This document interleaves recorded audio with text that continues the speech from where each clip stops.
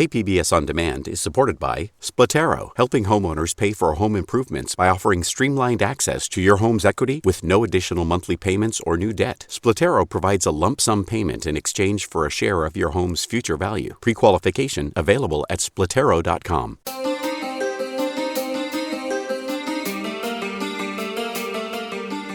Welcome back to another edition of listener-supported KPBS Cinema Junkie podcast. I'm Beth Accomando.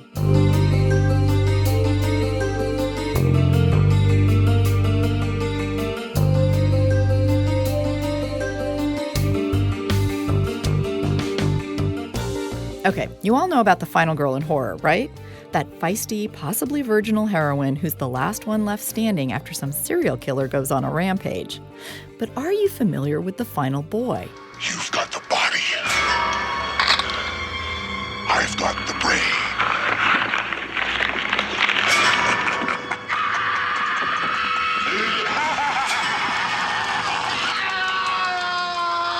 The final boy screamed his way into pop culture existence in 1985 with Nightmare on Elm Street 2, Freddy's Revenge, the sequel to Wes Craven's wildly successful 1984 film. Film Out, San Diego's LGBT film festival, has decided to celebrate this Halloween season with a gay horror double bill of Nightmare on Elm Street 2 and Hellbent. And that prompted me to think about Final Boys. Daniel Ferrans and Andrew Cash explored the notion of the final boy in their epic and fabulous documentary, Never Sleep Again, The Elm Street Legacy. Here's a montage of interviews, beginning with Joel Swanson, line producer on Elm Street 2. Then we hear from actors Robert Englund, Freddy Krueger himself, and Mark Patton, the final boy.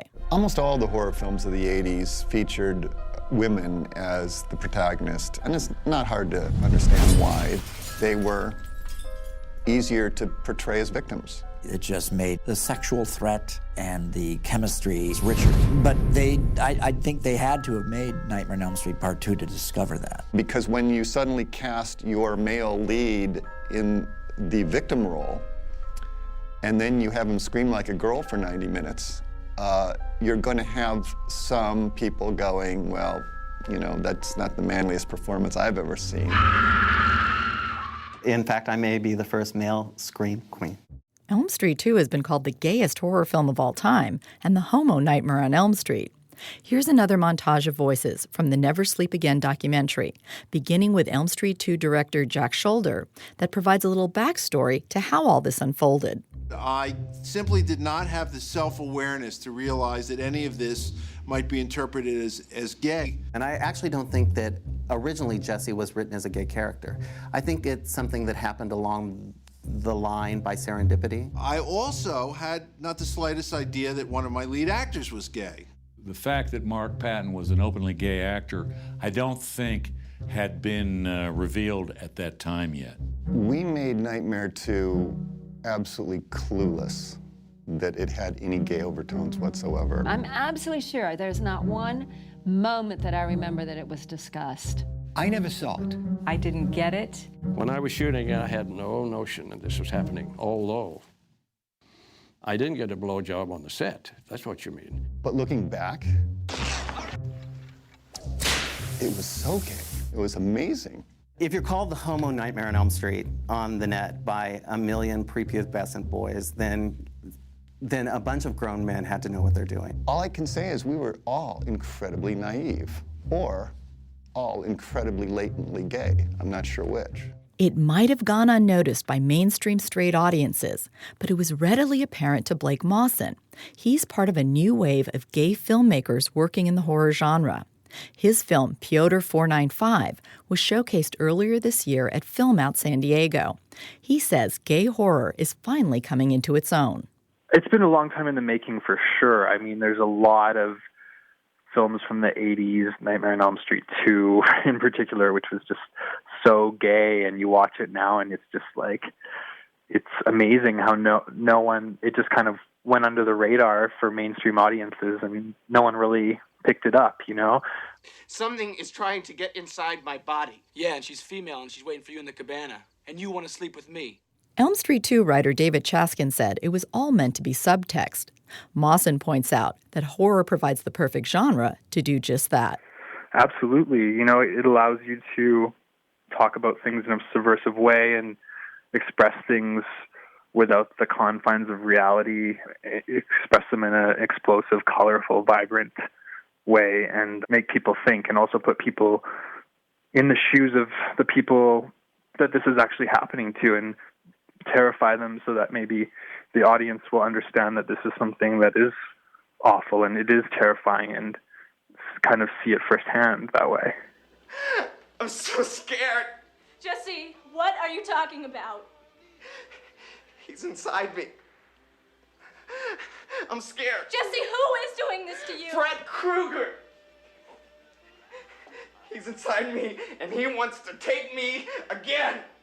Horror can be an incredible vehicle to talk about things that are really happening in the world. Not everything is puppy dogs and daisies all the time, and there is a lot of nitty-gritty out there that's really happening, and I think horror has the guts to talk about it and address things in a very raw and visceral way. And I think there is horror for everyone. I believe that as well. I think it's such a broad genre, and there's so many different types of horror. There's camp. If you're not a fan of slashers and gore, there's creature films. There's psychedelic horror. There's a huge spectrum to explore. So I'd like to believe that people can find something that they like within it. Dominic Haxton also had his short, Tonight It's You, showcased in Film Out's first ever horror block. He puts this new wave of gay horror into a context. I think it's great. I think gay horror is a huge subgenre that is only growing, and there's a huge interest in horror films from LGBT audiences. More recently, we're seeing more examples of just overtly queer horror films, whereas before, I think it was more coded.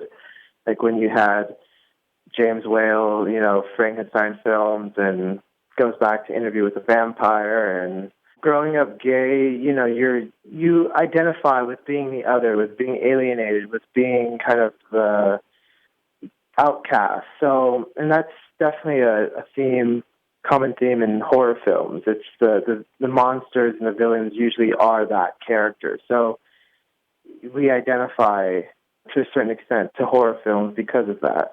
Mawson agrees. And I think the idea of feeling ostracized or cursed, or like you're being chased by angry townspeople with burning torches, I think that a lot of gay people can relate to that in a lot of ways. If Elm Street 2 served up gay subtext, Hellbent, which arrived almost a decade later, pushed that subtext into the forefront to deliver what's been called the first gay slasher film. There wasn't just a final boy or boys, but a serial killer who might also be gay, and a cast of characters that was predominantly gay. That film inspired Jesse Klein. His short film Demons was also part of Film Out's gay horror block back in June. Yeah, that's so funny you mentioned Hellbank. That's literally the only gay feature-length horror film that I've ever seen. Horror. That's our only represented film, and that's actually what inspired me to kind of go down that path. This is where it happened.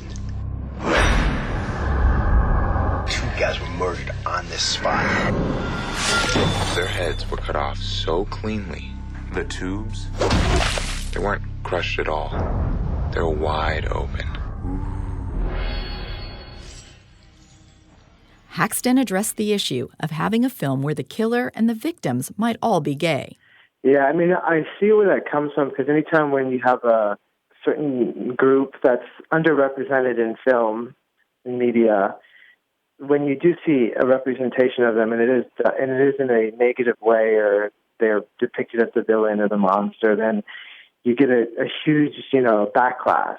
Like you saw it with a lot of films like Silence of the Lambs, where the serial killer was transgender, and Basic Instinct, when the girlfriend who was lesbian and she ends up getting killed. And I don't think either of those films and, a lot of other films are at fault for that. I think it's just how people react to things when they don't see them often. And I think the more representations of queer characters, the less, I guess, reactive people will be to seeing them as villains. And I think it's important, too, that we have stories that queer characters can be the villain and they can be the victim, and it's not viewed as a negative thing, like the filmmaker is sending a negative message. Which is why in his film, he plays with those ideas and twists them around. Yeah, the character who you think is being victimized is actually the one that you should be afraid of. And it was my goal to kind of subvert that expectation. And I think it's important, too, that we don't, you have these characters who aren't just the ones who are getting, at least they have power, and even if it's a dark power, they're not the ones who are being defeated. Michael McQuiggan is the programmer for Film Out. He programmed Hellbent at his first Film Out festival. Now he's pairing Hellbent with Nightmare on Elm Street 2 for what he's calling a gay horror Halloween double bill on October 18th. I asked him what the significance of Hellbent was for him. Hellbent was the first gay slasher film to be released, I think back in 2004, and we actually programmed it back in 2004 when we retransitioned back to Film Out, and it was really exciting and invigorating, and the audience was really into it. We sold it out. I mean, we screened it at MOPA. It did really well, and I thought, it's been a while. There's a new generation out there now, so let's bring it back and show a double feature.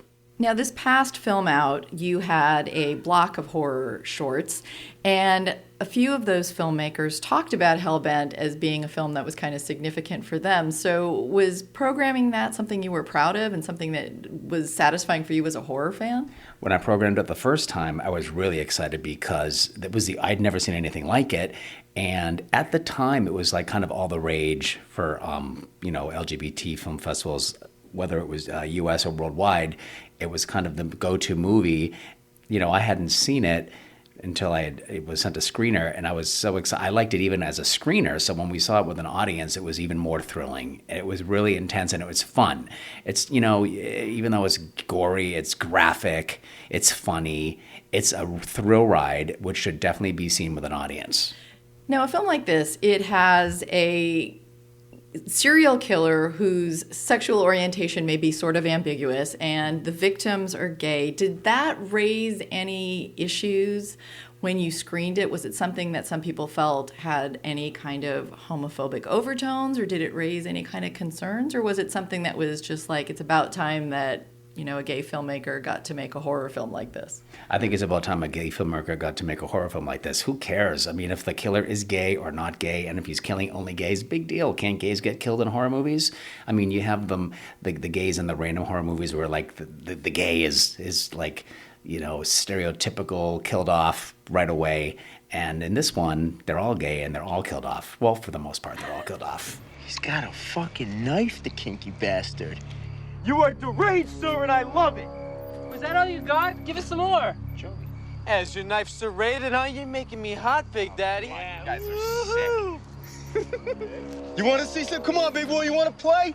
Now, for the Hellbent screening you're having now, for this encore screening, you are getting the director, Paul Etheridge, to come down for a Q&A, correct? Yeah, we're super excited. He's going to come down, introduce the film, and then do a Q&A in between the two screenings. So we're excited to see what his thoughts are, seeing it again 14 years later versus when it first came out, when he did the festival circuit, and to kind of revisit it to see what his thoughts are and see what his thoughts on horror were then and are now, and how that's impacted his career. And as somebody who's been programming LGBT Film Festival, how have you seen kind of trends in gay horror? Is it something that is kind of coming into its own now, or is it something that has been there all along and just not very well, that it hasn't really gotten out there that much? I mean, what do you see as kind of the trend or the arc for this? Well, I wish there were more. I think the past 2 years we've had more submissions than we have over in the past decade or so. So I'm hoping these younger filmmakers that are looking at films like Hellbent and Elm Street 2 and Bite Marks and yeah, I think it's about time. I mean, it's different than the usual programming when you have, these heavy-duty dramas or rom-coms or specific documentaries. I think there's an audience for this type of genre film that should be explored because the bottom line is they're fun, they're entertaining, and they make money. Now, you are pairing this up with a big franchise film, which is the Nightmare on Elm Street series, and in particular, this is Nightmare on Elm Street Part 2, which has come to be known as kind of like the gay nightmare film. What kind of fed into this kind of cult following that it got, and it's labeled for that? Well, it's interesting because when I first saw the film, I don't think 30 years ago, back in the 80s, I didn't even, I mean, I kind of got some of the innuendo, but I wasn't really thinking of it as a gay horror.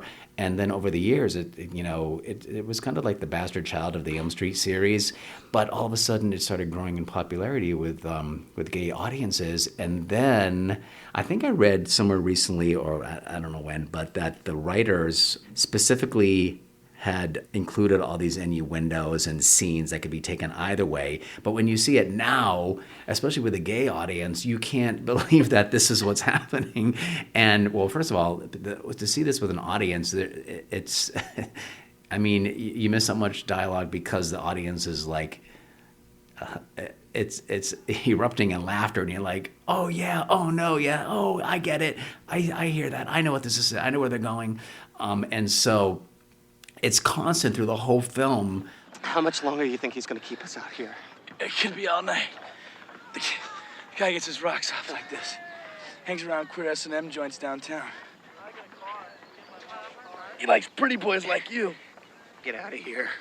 It's like rapid, nonstop, in-your-face gayness. So it's a fun film to see. It's not the best Elm Street out there, but it definitely has an audience. So we're glad to be screening it finally. I've been waiting to screen it for a few years. I just never knew what to pair it with. So my tradition at Film Out is to try and schedule a double feature every October. So I thought, well, let's just do that this time. That's what happened. The lead actor who's in that is Mark Patton, and he's been described as, instead of being the final girl, he's the final boy. I'm fine with that. What if he wants to be called girl or boy? It's up to him. Hey, I don't mind having a final, how about a final gay boy? But there are so many different suggestive lines and kind of like, it kind of had a sexual vibe. But, back then, 30 years ago, I just didn't pick up on as many as you do now, especially when you watch it with an audience. It's really in-your-face funny. They were up to something back in the day. I don't know if the director, I don't think the director was kind of in on the joke. I think it was mostly the writers who kind of, and Mark Patton and Robert Englund, I think they were both kind of in on the joke, but I don't think the director was. And were there any other big franchise films like that ever kind of tackled something like that, or that ever tapped into gay themes or a gay audience like that? I'm trying to think of the big franchise, like definitely not Halloween or Friday the 13th or Saw or any of those, Texas Chainsaw, any of those. No, I think Elm Street's the only one that's done it, subliminally at least anyway. I can't think of any major franchise genre films that have kind of gone this route, no. So we need more. Or maybe there's some out there that we just haven't discovered yet. All right, well, thank you very much, and I look forward to the horror double feature coming up. Yes, please spread the word. We want a full house. It's fun to scream and laugh with a crowd full of 250 people. That was Film Out programmer Michael McQuiggan. He's screening Hellbent and Nightmare on Elm Street 2 on October 18th. He's also bringing Hellbent director Paul Etheridge in to hold a Q&A with the audience. To get you primed for that interview, or in case you're not in San Diego to enjoy it, here's my interview with Etheridge from earlier this year. He reflected back on making the first gay slasher film and how that affected his career. The one night of the year, Halloween, when you get to indulge your most twisted fantasies. Flaming penis? You got 3 right here. One swallow, you're hooked. Life is meant for living. I'm not a slasher fan, or I wasn't growing up, so that was the furthest type of film I wanted to make. But I was working with a production company, and had for a couple of years as a post supervisor and, various things around the office, helping the films get made. And I was walking down the hallway one day, and our head producer jumped out and dragged me into a pitch session. And there were 2 money guys who wanted to make a gay horror film. They said, "What do you got?" We bonded over a couple of films from the 1960s that we're both familiar with, Black Orpheus being chief among them. And they really liked that idea of a killer at some kind of crazy Halloween festival. Any plans tonight? I'm going to the carnival with a few friends. I'm guessing you heard about the boys murdered last night, the homosexuals. Yeah? You didn't know them, did you? No. Our community liaison asked us to help get these out around the neighborhood for tonight. I know your work here hasn't been everything you wanted. I wouldn't normally ask you to do this, but everyone's tied up with the carnival. I could use your help. Can I wear my dad's uniform? It's Halloween. Yeah. Then they sent me off to write the script, and I struggled with that thing. I'd never written a script before. When you were working on that, did you feel that you were breaking new ground or doing anything that was different from what had been done before? What I was chiefly aware of is that in slasher films, the victims, the young people, are punished for having sex. And, you know, that's kind of as part of the titillation. And I felt very strongly that that should not be something I drag into Hellbent. And I danced a lot around that. So that was really my main focus, is I didn't want to demonize gay sex or have people, in the audience cheering because, sexually active guys were being killed. In this day and age, had I to do it again, I probably would have changed it up. And, I think it's more permissible to, more acceptable for gay guys to be seen having sex, whereas at the time, not so much. And this was made in 2004. So what kind of was the industry like in terms of someone wanting to make a gay slasher film like this? I mean, you said you had a company that wanted to make it, but was this something that was considered a risky gamble or something? Definitely. Yeah, definitely. This was before the Red camera came out, so making a film like this was very low budget and technically challenging to make because the technical resources just weren't there yet. Now with the Red camera, has a great picture and it's accessible to everybody. It just wasn't that way at the time. So, Hellbent had a tiny budget. I'm not even really sure what the final is, but it's, $500,000 or less. The producers were, straight, white men. Honestly, I don't know why they wanted to make something gay. They never told me that, but they were very sensitive about, the subject matter. I had to make revisions to the scripts to make sure that nothing was going to be ruffled in the audience. It's going to, it was challenging. And also getting actors. That was a challenge. The other thing that seems challenging, and this seems to be the case whenever you're dealing with a group of people who are underrepresented in the mainstream media, is you get a pushback, because I've seen this with women who do horror and want to depict like a female killer or a female serial killer. And the pushback is, you should be ashamed of yourself for not depicting women in a better light. And your killer, if I remember, it's been over a decade since I saw your film, but if I remember right, it's like the sexual identity of the killer or his sexual orientation was not entirely clear. And there was this sense of you weren't sure if he was homophobic or if he was deliberately targeting gays.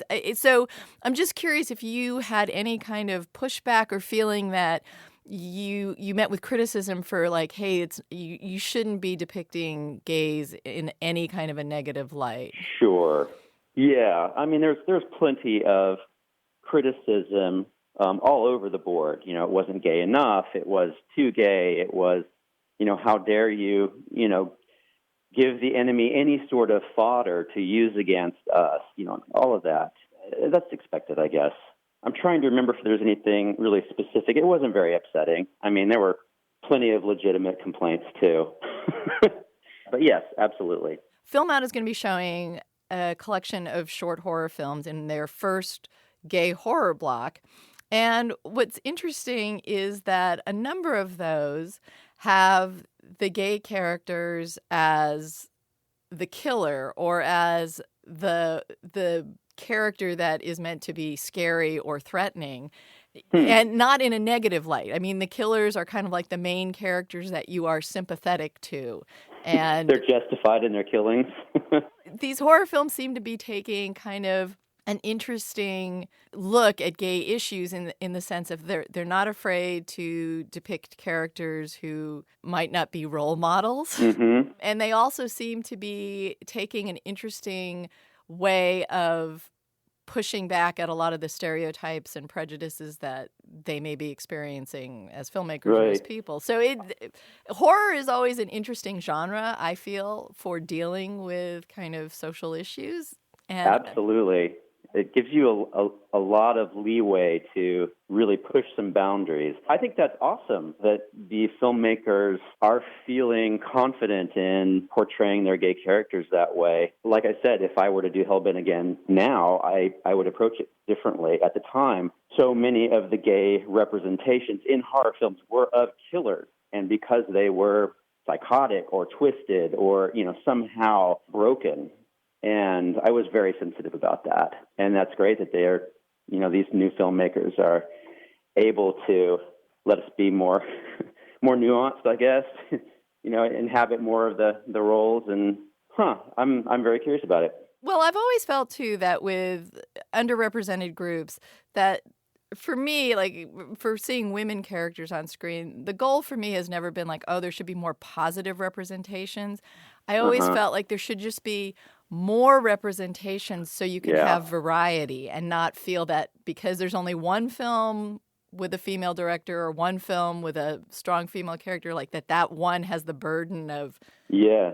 Oh, I agree. I agree with that. That, if you're sort of the only one, then all eyes turn to, the characters that you're creating, and those have to, represent everybody. There aren't enough voices. Did you look to any other films? Did you feel any other films were an influence on you when you were making Hellbent? Sure. Yeah, absolutely. I watched Halloween a lot, partly because one of my producers was heavily involved in the original Halloween. So I know that was sort of playing up to what he was familiar and comfortable with, especially since that had made some money. I also looked at films like, just to help influence my visual style, films like the original Invaders from Mars, because I knew I wasn't going to have a lot of money, but I wanted to have a look. Let's see, what else did I watch a lot of? Probably a lot of Brian De Palma. It's Hollywood, it's West Hollywood during Halloween, which is, you mentioned that you wanted it to be during some big, crazy event. Yeah. We chose the West Hollywood Festival probably in the first meeting, in that first pitch session. The idea was there was this, people in masks and costumes, and nobody knew who the killer was. It was going to be very colorful and a lot of pageantry, that kind of thing. In part to help separate it from the Halloween series and a lot of the films that are set in Halloween. We wanted to really embrace the dressing up and the kind of the bacchanal elements. Hey, I like your costume. You work out, right? I can tell. You play any sports? What gym do you go to? Well, you've got enough candy already? You couldn't use a little more? I don't always look like this, You superficial faggot. It's Halloween, Jesus. And we shot for 2 years at the actual West Hollywood parade, which was interesting. I was going to say, how difficult was that to do? It was very challenging. In part, there's the technical stuff, you having to get photo releases from people that you're filming and avoiding costumes that are too topical. We shot right after 9/11 on our first, that's before we even had a script. We just went out and shot a bunch of footage, and of course we had to avoid anything that pinpointed 9/11 first responders or whatever. But also there are the elements of, oh, everyone in the crew is getting drunk. Everyone in the crowd is getting drunk. Lots of drag queens staggering up to the cameras and vomiting, that kind of thing. A lot of good B-roll there. How did you decide on the direction that you did want to take that script and the story you did want to tell? That was a real process. Like I mentioned before, I wasn't a fan of slasher films. I'm actually made pretty queasy by people getting killed, which is funny because I love horror. Initially I was like, there will be no blood in my movie. And of course, it's actually pretty bloody. And I wrote a number of versions of Hellbent before it became anything like what it is. And they were kind of awful and gruesome, and I was so unsettled by them. I mean, a lot of cannibalism and, the handsome guy who's the gay killer who was hot and kept, drilled into people's heads, and what's that fellow's name? Was it Jeffrey Dahmer? Jeffrey Dahmer, yeah, just those sorts of elements. I'm like, I can't live with this story for as long as I need to make a movie. My kind of kinder, gentler sensibility started taking over. And I'm like, you know what? This is going to be a gay romance. They're just going to have this killer obstacle.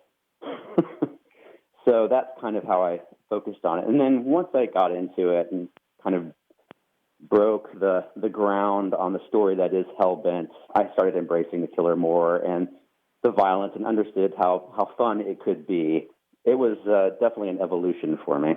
Describe your killer, because he is masked, and so describe how you wanted him to come across in the film and look.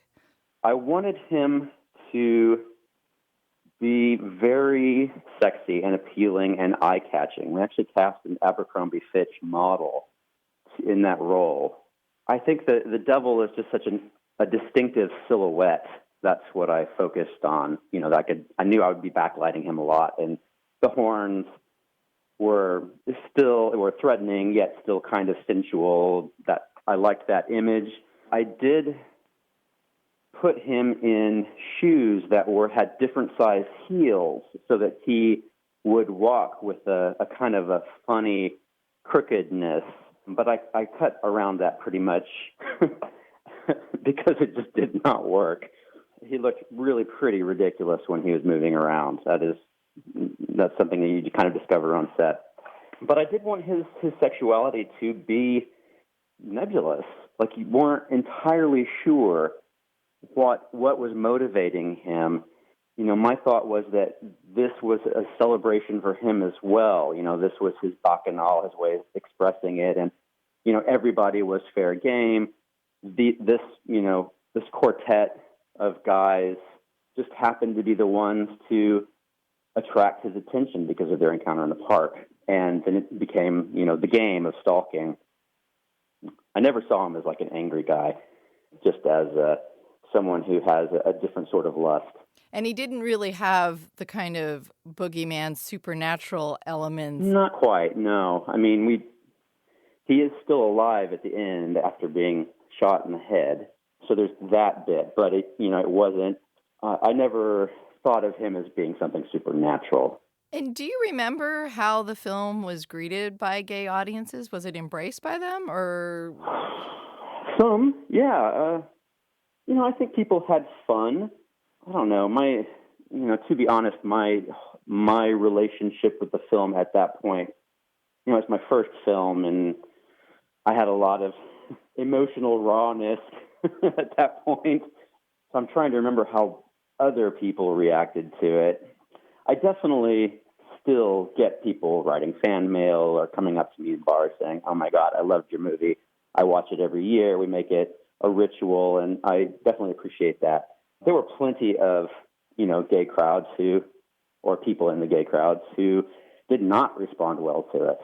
But there you go. I guess it's just, that's just how it goes. And do you feel that making that as your first film, did that kind of color or change, do you feel, the way your career went or how you ended up in the industry?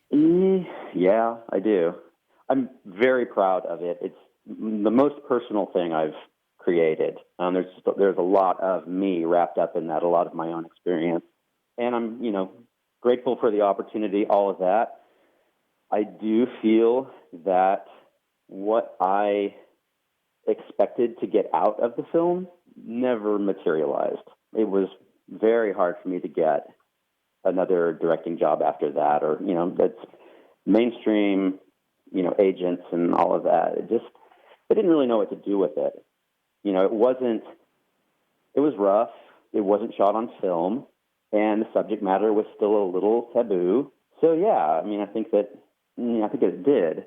It did make it a little rockier right after the release than I had anticipated. I thought I was going to get shot out of a cannon. And no. Well, horror as a genre by itself I always think it's kind of a tricky genre because in some ways it's easy to make a horror film and people expect it to do well at the box office and it can get you some notoriety, but a lot of people don't want to stay in the genre, and then some people feel like they get tainted by it. Mm-hmm. I love the genre, and I really admire the filmmakers like David Cronenberg and Clive Barker, filmmakers who stay in the genre and expand it. I love horror, and I do not regret. I still play around in it. I still hope to make more horror films. There was a whole decade where we were kind of stuck in the Saw and the torture porn and all of that. I don't respond to that at all. I don't think it has a thought in its head. But, the Cronenbergs, I don't know that that's necessarily scary stuff, but it is horror commentary, I guess, and I love that. I like the smart, challenging types of horror and the visuals that you can put with it, and the kinds of stories you can tell that can be so outlandish and yet disturbing and moving in ways you don't expect. I love that. Mm-hmm. So I don't regret doing horror at all. Yeah, I had a chance to interview Cronenberg, and what he... Lucky. Well, and the thing that he said that always struck me, because I think his films are in the horror genre. They're not conventional horror by any means. And what he gets to is far more disturbing than what most mainstream horror does. But the comment he made, he says, "I'm not interested in making comfortable cinema." Mm-hmm. And that seems to sum up his films. It's like they're disquieting and they're disturbing and they're uncomfortable, and they get to something that's really kind of core to what horror is about. You don't even know that's there in you. Love that. Love that. What other horror filmmakers do you admire or do you like? Well, like I mentioned before, Brian De Palma. I grew up with De Palma. My mother is a huge Brian De Palma fan. I was scared to death of Texas Chainsaw Massacre, even seeing it. I saw like the first 3 minutes of it and turned it off, and I couldn't watch it, for probably 15 years. I have grown to appreciate that movie quite a lot. I actually was at a friend's house on Valentine's Day several years ago, and Tobe Hooper showed up to this party of like 14 gay guys with a new print of Texas Chainsaw Massacre and screened it for us. But what I remember vividly at the beginning of it, he said, "I shot this to be a comedy." And I watched it as though it were a comedy, and it completely changed my experience. I loved it. It was so much fun. Alien is my favorite horror film. I had to go into therapy after seeing that movie. There's some recent horror films that I've appreciated. It Follows. I really enjoyed The Babadook. But I don't know that those directors have, enough under their belts to say, this is a horror film director. But there you go. So it's a genre that you would like to return to. Do you have any concrete ideas? Would you? Mainly, I have been in my head. Yes, I do have one concrete idea that I've been fleshing out for, I don't know, a couple of years. I was asked to do it like a gay horror comic book at one point. And I came up with something that has never left me, and I've been retooling that. Usually when I think about horror, I think of it in the shorts form because there is something very specific that I want to address. Yeah, I mean, I've got some ideas for that too, but I mean, I'm not out there pitching horror currently. I've been trying to do more easier to sell thriller stuff. You mentioned that if you were making Hellbent now, it would be a different film. Yeah. What kind of things would you change if you were to make it? If somebody came to you and said, let's do a remake of Hellbent tomorrow, what kind of things, how would you kind of re-envision it for today? I would develop the killer more, not necessarily give him a backstory and a horrible scene with his mother or anything like that, but one of the complaints I heard most frequently was we don't really understand anything about the killer. So I don't ever want us to know his name or anything, but I would develop him more so that you sort of understood his motivations. Hellbent was conceived as being more than one film, at least in my mind, and we talked about doing a sequel for a while. But and so I think I made the rookie mistake of holding on to too much to reveal in the second film, and then of course the second film never came. I'd also make it more sexual. I wouldn't shy away from that. I think that now that we are, the apps, the dating apps, and that aspect of, anonymous meeting, and that is sort of permeates our gay culture, I would involve that more. The willingness to be riskier. We didn't have that when I made Hellbent. We didn't even have iPhones yet. So, I think that would be an interesting element to bring in. Talking about sex again, where PrEP has now freed us from some concerns, but, there are other things that we choose to not look at when we're having sex with strangers. I'd probably incorporate a lot more of that. I'd be more willing to point to some of our darker impulses than I was when I wrote Hellbent. Mm-hmm. And I wanted this to all be angels. Do you think that there are enough films or filmmakers at this point to have kind of a subgenre of gay horror films? I go back and forth on what is gay horror. I remember being asked a lot when Hellbent came out, what did I think about gay horror? And when I was writing it, I wasn't certain that there was gay horror, because everything that was horrifying and terrible to gays was also to straight people. Being chased, being hacked up, watching your lover get killed. That's all terrible stuff. But now I think that it's for me, it's more queer horror. It takes it out of sexual necessarily, about being homosexual or lesbian or whatnot, and just turns it into being somehow radically different from what you expect of yourself or what your peers are or what other people expect of you. That's what I think of when I think of gay horror now. Are there enough people to do it? I don't know. You tell me. There's definitely more than there has been, so that's Good. Promising. Yeah. I'm glad that filmmakers have access to, making these things. Yeah, I don't know. I would love to see what that looks like, because I wrestle with those questions. What is the gay horror, the queer horror? What does that mean to people now? Well, and I've seen a few films made by gay filmmakers where it feels like on a certain level there's an anger that they have against a lot of the prejudice that they've dealt with, and they use the horror genre to depict a character who initially seems like maybe a stereotypical weak gay character, a stereotype by a white male straight guy. And that character turns on those people and proves to be the dangerous one. You think these redneck guys who were picking on him are the ones that are dangerous. And then there's a turn, and it's suddenly oh no, the guy you're picking on is actually a demon, and he's going to devour you. And so next time you think about, stereotyping us like that, think twice, kind of. So it seems like horror is taking is offering some interesting opportunities to kind of turn stereotypes around and and say like we're saying like instead of the gay character being the victim or being the one that's put through a lot, that character turns around to be the one that right. is the strong one. What we fantasize about when we're in high school, right? And we're feeling pushed into the corner, like, well, only I were the superhero or the one to watch out for. I totally understand that impulse. And that's what what the shorts are. There's one you're seeing expressed. Yeah, there was one short, and I'm on a selection committee for a horror film festival here in San Diego, Horrible Imaginings.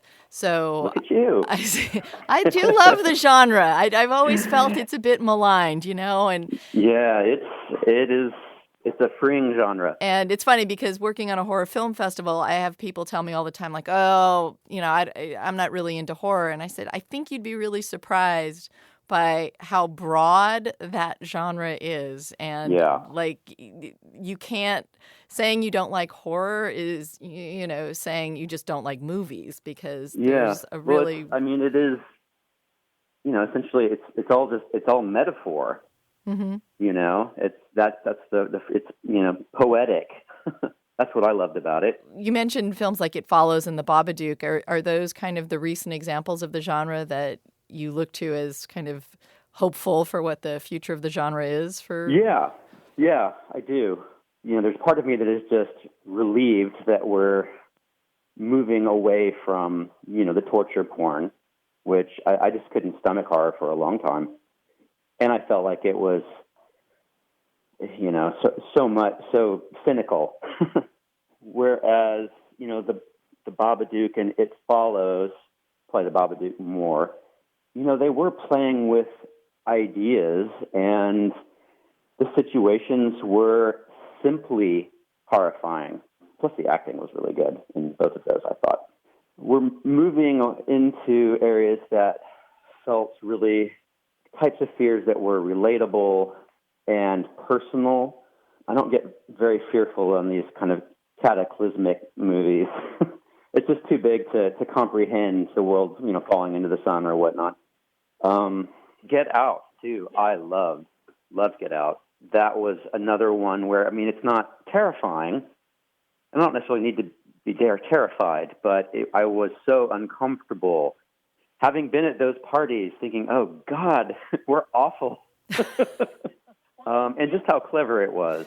Yes. Well, thank you very much, and thank you for making Hellbent and kind of changing that horror landscape just a little bit. Well, you are very welcome. Great talking with you.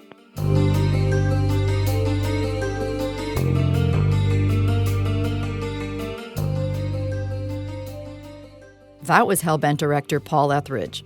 Hellbent screens October 18th with Nightmare on Elm Street 2, Freddy's Revenge at Landmark's Hillcrest Cinemas. If you enjoyed this episode, please leave a review on iTunes to help boost the profile of Cinema Junkie so others can find it.